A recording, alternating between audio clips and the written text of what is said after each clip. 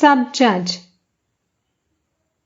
Sir, must we renounce the world?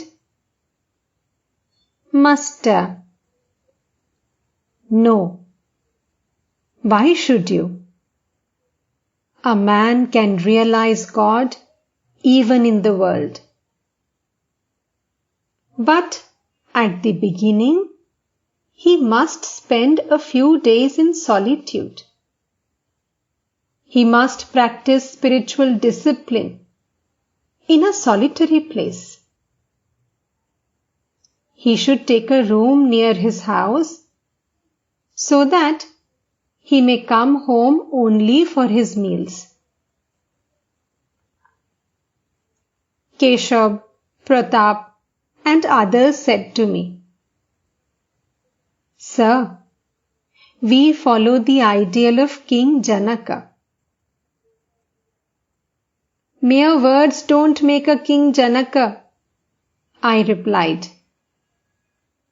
How many austerities King Janaka first had to perform in solitude, standing on his head, and so on. Footnote. One of the exercises sometimes practiced by Hatha yogis. Also an expression to describe the austerities of yoga in general. Footnote ends. Do something first. Then you may become a King Janaka. You see a man writing English fluently. But could he do that at the very start? Perhaps he was the son of poor parents. He was cook in a family and earned his meals by his service. Perhaps he had to struggle hard to go on with his studies. It is after all these efforts that he can now write such fluent English.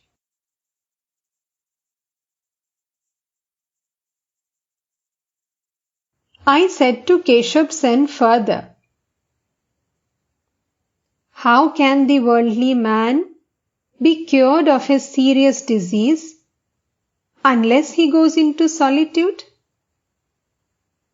A worldly man is suffering from delirious fever, as it were.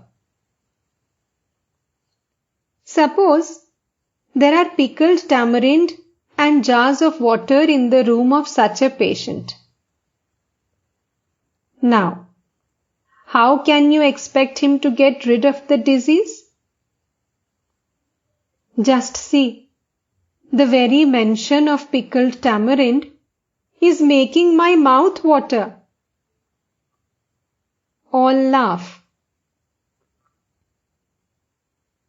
You can very well imagine what will happen if the tamarind is actually put in front of me.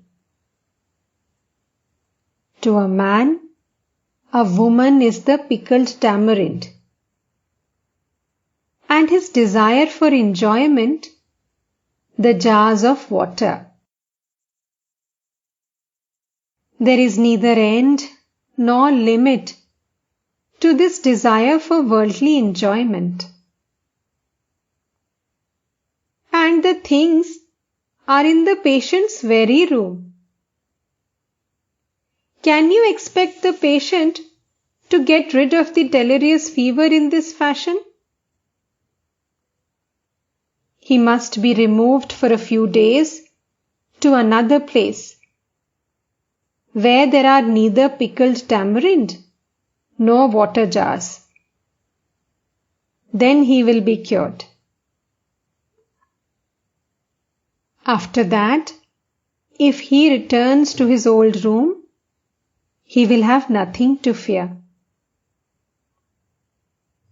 Woman and gold cannot do any harm to the man who lives in the world after attaining God. Only then can he lead a detached life in the world as King Janaka did. But he must be careful at the beginning.